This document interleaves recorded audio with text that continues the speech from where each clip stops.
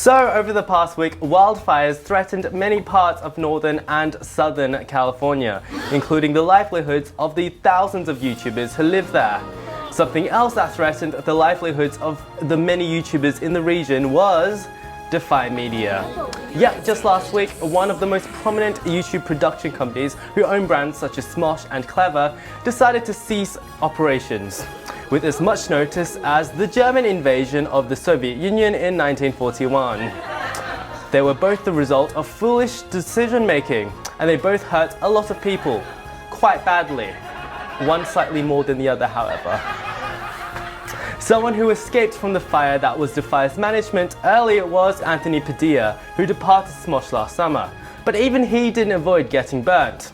Last Wednesday, he made a video called My Thoughts About Smosh/Defy Media Shutting Down, where he admits that he sold Smosh for stock in what ultimately became Defy.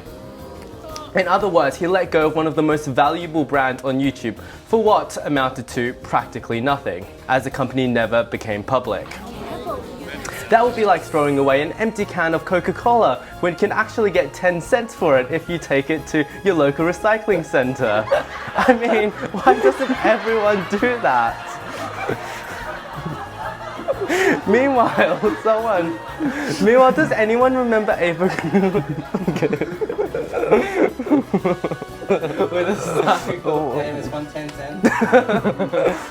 Meanwhile, does anyone remember Ava Gordy? Well, she was one of the hosts who lost their jobs after the news channel Sourcefed shut down early last year.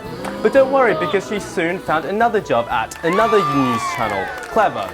But would you guess it? Less than 2 years later, she's out of a job again. Coincidence? I think not. It's clear that hiring Ava is the death sentence for any online news company. So let's hope that she goes to the Philip DeFranco show and the Young Turks soon, so that we can finally have a chance to win that new show streamy.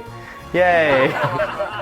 She could be our Stephen Elope, the guy that Microsoft hired to take down Nokia so that they could run it down and buy it for scrap. No one gets that, but I get it. So now let's introduce William.